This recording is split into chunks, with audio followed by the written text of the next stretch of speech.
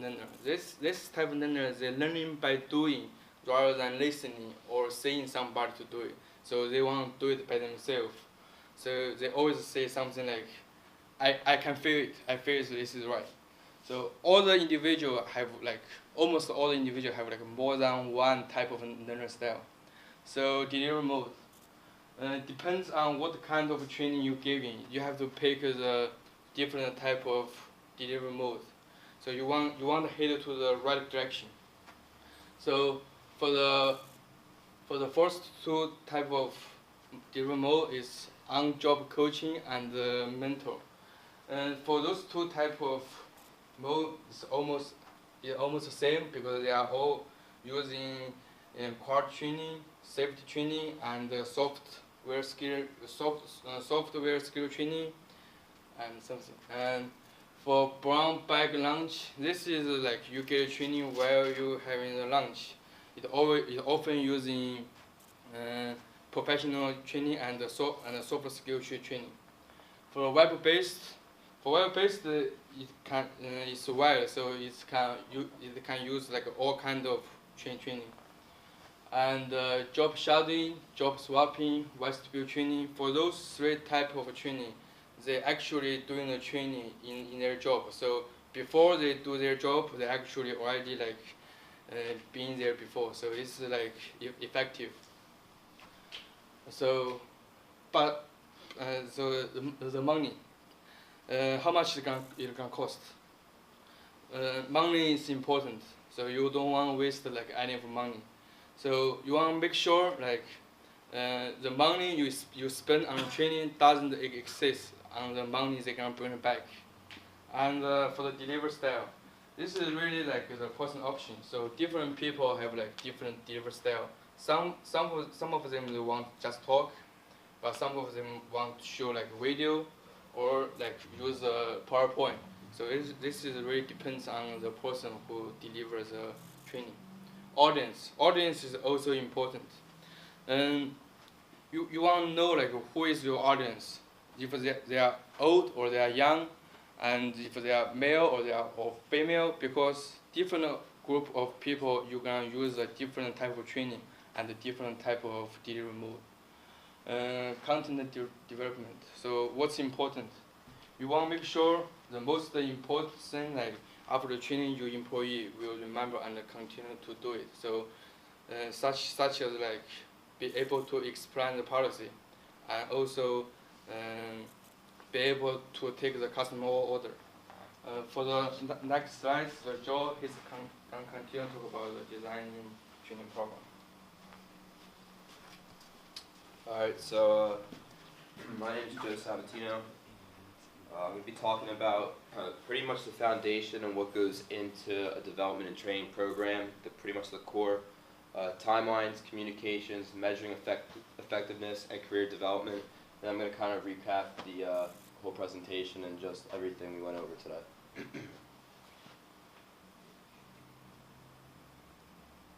So first is timelines. Timelines, to me, after really getting into it and researching it, it's kind of the basis and a benchmark for when everything has to be done and when the goals of the company for the employee to be trained time-wise, where they plan for it to happen.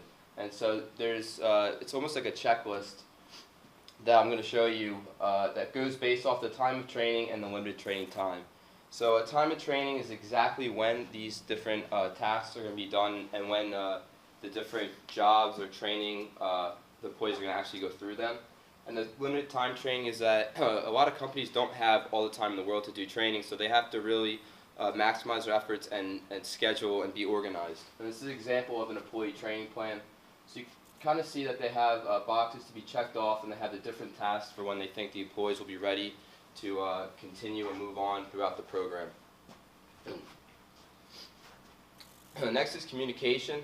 Communication's key. It's vital in everything, especially in business, but most importantly through development, training, and just mostly because you have to be able for the employer to have interaction and understand what the whole goal of the program is. Being able to share the vision of the company and making sure that employee understands what the employer is trying to get out of them. They use different various forms of communication, such as emails, posters, to do conference calls, meetings, whatever it takes to get that word across, and like I said, that vision of the company, because ultimately that's what they want. They want to have an employee that's going to be able to work throughout the company and not just stop after a year or two. And then measuring effectiveness. So it's all depending on how effective these programs are that they've made. There's different ways that they measure how effective it is and how an employee can get the best out of these different types of programs moving forward. This is the Kirkpatrick model. I'll speak a little bit about that. It has 4 major parts of measuring effectiveness: reaction, learning, behavior, and results. And this kind of all goes into what the employee is going to get out of the overall training program and his results afterwards. So this is a little deeper into the measuring effectiveness. So reaction, measure your participants' initial reaction. So how do they react to the program that's at hand? Learning, what will they learn? How will they learn it? What different skills and tools are going to be set out for them to learn through the program? Behavior, measuring how much behavior and how they act, and results finally was pretty much just going over results of how it helped them in the end. Career development, the next stage is pretty much the stepping stones to having a career. There's a major difference between a career and a job. The whole purpose of career development is to make sure that employee wants to stay in the business. 2 major factors: new era of employees and increased motivation. The new era of employees has to do with the baby boom population. Ever since then, they kind of saw a career different than a job. They kind of saw more long-term and a passion or something they find that they want to keep doing for motivational wise and throughout their career. This is kind of a career plan wheel. Just goes over the few different steps of a career development plan: recruiting process, training plan, project assignment, teamwork, mentoring, performance evaluation, and promotion. And that's kind of the whole cycle of how it works. Next you have, with career development you have goal orientation. So you want to meet with the employees, identify resources. Each company has an abundance of resources for these training programs. And it's important that the employers help the employees identify what could be helpful and how they could pursue more throughout their career. And then planning. Planning is very key because, as with anything, you need to make sure that you have a main goal and everyone's on the same page. So planning, as I said, through conference calls or meetings, this is kind of the organizational skills that will help the employee understand exactly what needs to be done and when it has to be done. So a little bit of personal experience for me. I worked at State Farm for a couple years, and I was actually a part of a training program there. It was about 2 weeks, and we had to learn about their various products that were going to be sold and how they wanted us to sell the products and come across to different customers in a sales role.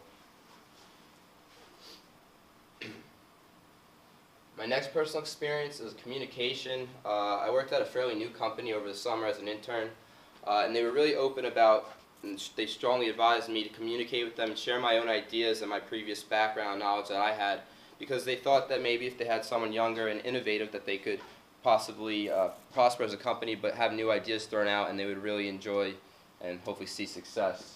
And my third experience is I was a college baseball player and developing a program. So that was really key to me. In sports, you always had to have a program or almost a regimen of what you had to do and when it had to be done. And I've definitely taken that into my everyday life and my work ethic. So some key takeaways. Basically, communication, listening, understanding the goals at hand, understanding what has to be done at a certain time. All these go into making a smart and effective development and training program. And what did they learn? So how you have employers and employees interacting, trying to make these different programs, but you have to have the employees understand that they have to learn something from this, and then how are they going to use that when they're done going through the program, and how they're going to see results throughout the company once once they're done and understanding the program and skills that they want to use. And thank you for your time, and that's the end.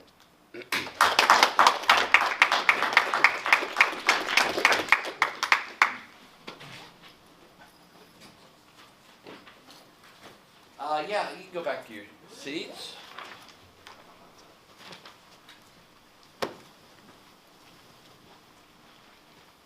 Well done. Thank you. Very nice. Everybody's in their awesome clothes, except for me.